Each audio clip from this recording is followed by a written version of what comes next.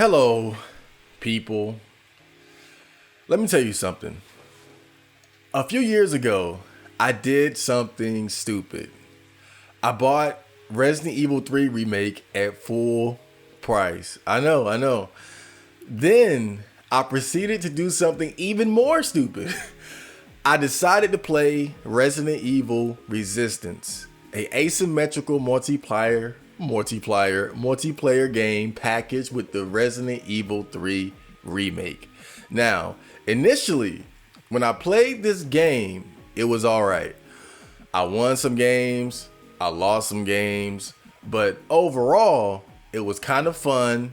And, winning seemed reasonably possible if you weren't unlucky enough to get paired with a bad team and a sweaty mastermind. But even then, whatever, you're winning enough anyway.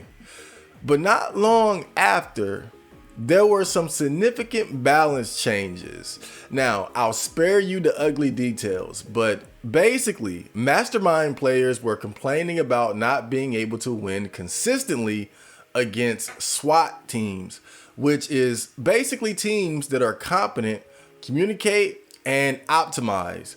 So, the developers listened and balanced the game, focusing on nerfing the resistance side so that the masterminds could compete with the best teams.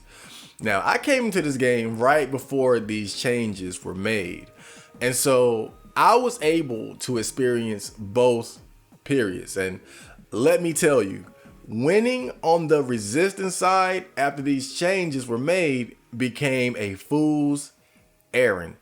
If you weren't playing with a SWAT team, that is, which is true for the majority of players. Now, it wasn't long before I just completely checked out of the game, especially because teaming up wasn't exactly convenient for such a small player base anyway. So, fast forward, and Evil Dead, the game, comes out. Except compared to Resident Evil Resistance, this game is actually good. Early on, any talk of balance changes was just ridiculous because the game was so new, but it wasn't long before the survivors versus demons, or the us versus them mentality, began to take root. It all famously started with the nerfing of Cheryl's, who is a survivor character, active ability, and the big increase to its cooldown. This act is much like the assassination of Franz Ferdinand that sparked World War I, and thus began the balance change debates. So, demons would complain that it was impossible to win against coordinated teams. Survivors would complain that the demons were strong enough already, obviously evidenced by their 90% plus win rates. And me, myself, I had no idea which was stronger, but I can say that my win rate as a survivor was roughly 80% when I would play and communicate with other people on the Discord voice channels. But in solo queue, it could go as low as 30%. So after a while, balance changes were made. Now, I forgot the specifics, but I remember that generally speaking, the demons were buffed and the survivors were nerfed. Things like Warrior Ash being a one-man show, or the hunters having the stamina of a prize fighter, were now done away with, more or less. Now, as a survivor main, I'll be honest and say I was upset by this, but knowing that I didn't have the clearest picture of what needed to be balanced, I was humble enough to accept it and move forward. However, what I did notice was that playing in solo queue became unbearable. That 30% win rate dropped down to like 10%, and half of these wins were probably against low-level demons.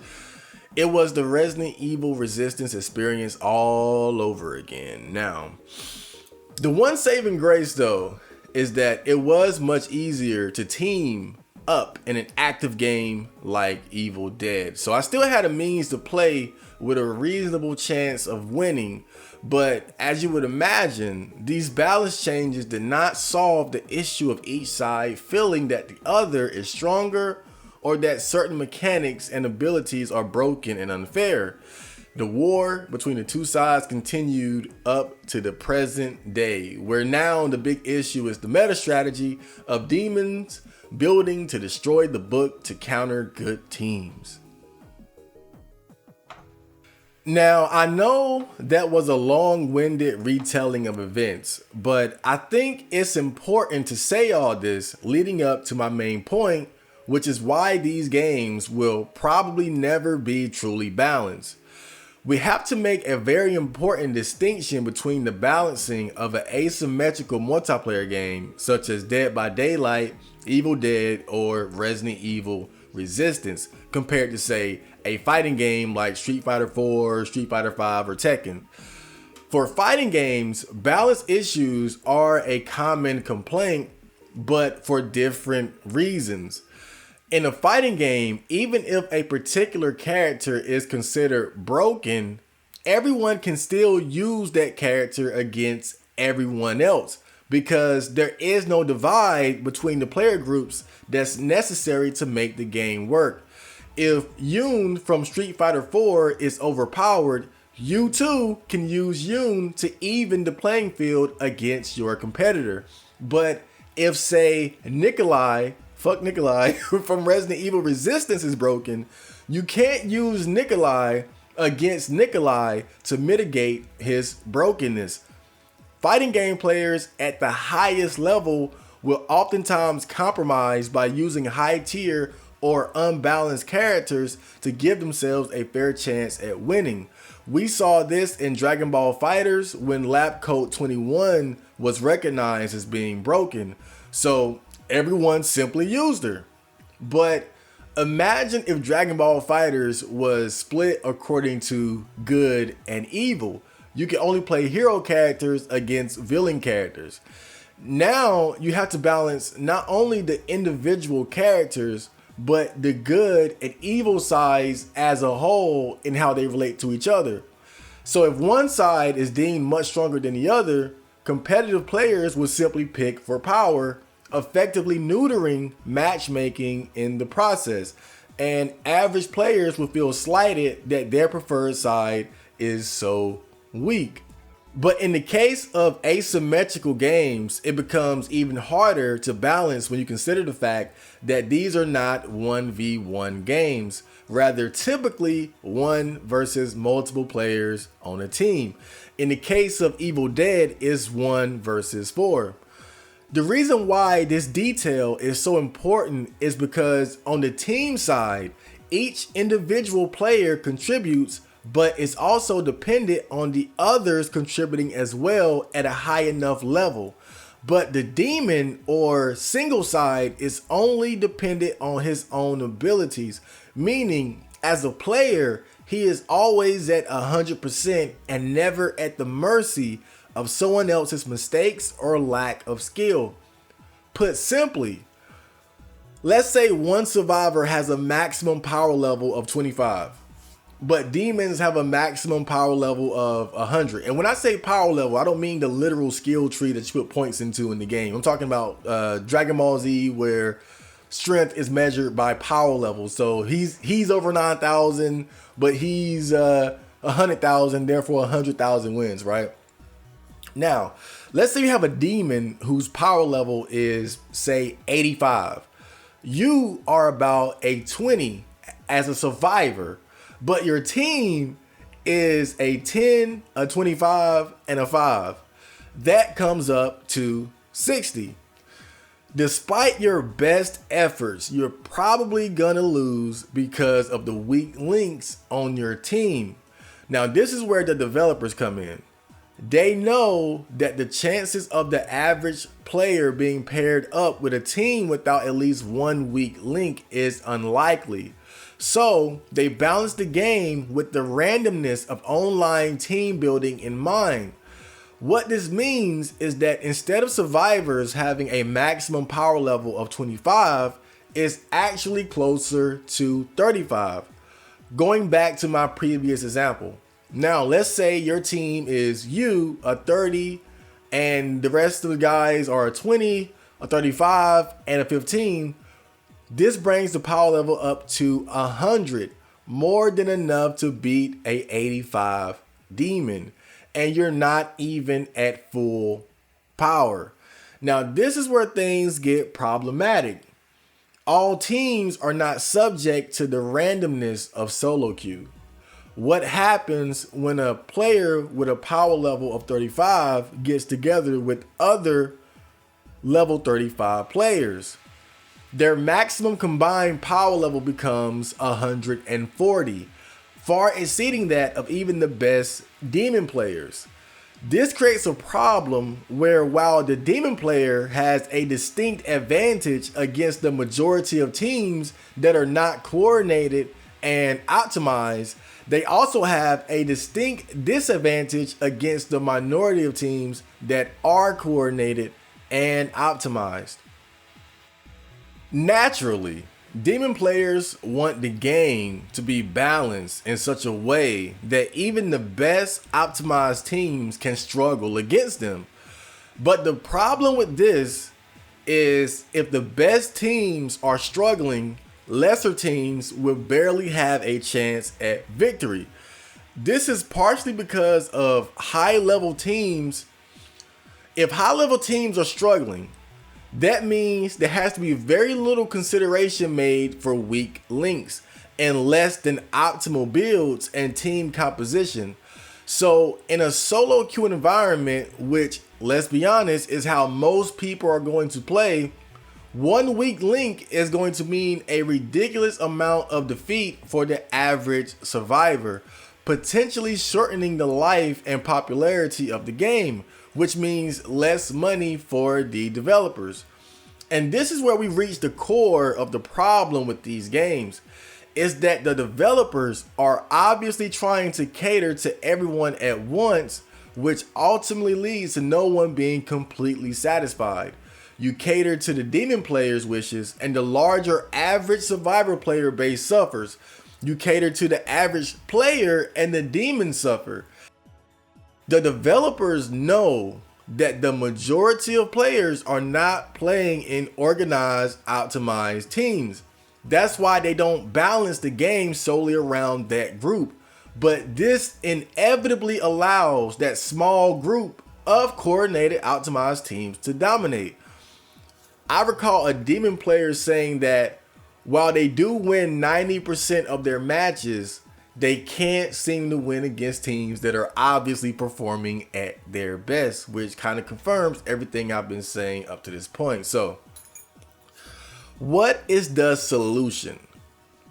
So I saw a post that talked about how the two sides need to stop complaining and being at each other's throats and just enjoy the goddamn game. Right? It's a great game, by the way. And I like that message. However, there is a way to solve this problem. The two sides have been against one another this whole time, not realizing that the people to blame is not the demons, it's not the survivors, it's not the voice actors. I'm blaming it. It's the developers. And no, I'm not saying that they need to do a better job balancing. See, that is a distraction. It's an illusion. It's bullshit. They'll nerf this, they'll buff that, but in the end, the problems still persist.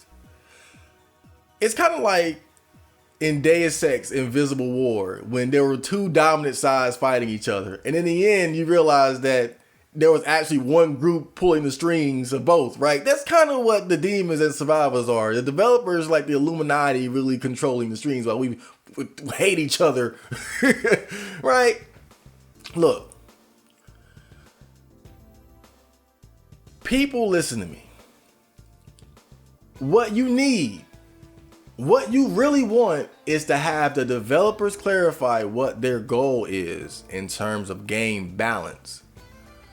You have to hold them accountable in that regard. The reason why this is so important is because clearly stating balanced intention shuts down arguments on either side. If the developers say that the game is balanced for high level play, the best demons against the best teams, then average survivors or solo queue players have to accept that their way of playing is stupid and pointless, as I've said in the past. You just can't win consistently that way. But if they say that they balance it with solo queue or average players in mind, then demons have to accept that optimal teams will have their number more often than not. What we need, what you want, in all actuality, is balance, intention, transparency. Balance, intention, transparency. Now, why won't they do this? Because taking a firm stand on either side will alienate a significant portion of their player base. As I said, you try to please one, you piss off the other. But I think in the end, I'd rather have the developers of these sorts of games to be clear in how they aim to balance the game. Just think about it.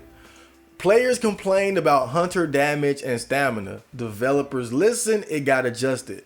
Players complained about early possession tactics. Developers listened, it got adjusted.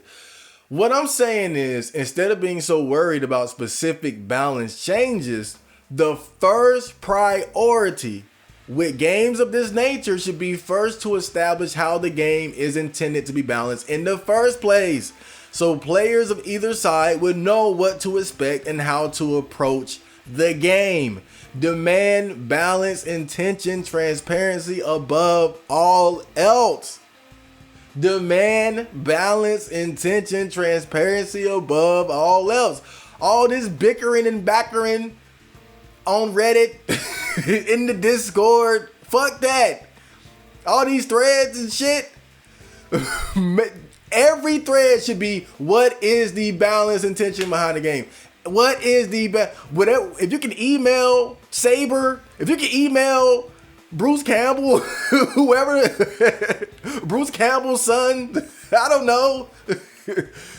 That's what you should be demanding. Because once you have that, everything else makes sense. Once you have that, then that clears up a lot of why the game seems to be so weirdly balanced. Again, because they're trying to cater to everyone at the same time. But there has to be a clear goal as far as what their intentions are as far as balancing the game. Demand it. Demand. I don't want to see another thread about the survivors did this to me.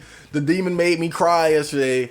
Every thread from both sides should be, what is the intention behind the balancing of this game? And then you can start talking about the specifics of what needs to be changed individually according to the demons and the survivors accordingly, right? So that's it. That's my whole spiel on the Evil Dead and the larger issue of balancing in asymmetrical multiplayer games. I hope you guys enjoyed that. And like, comment, subscribe, and send me all your money. I'll see you guys later.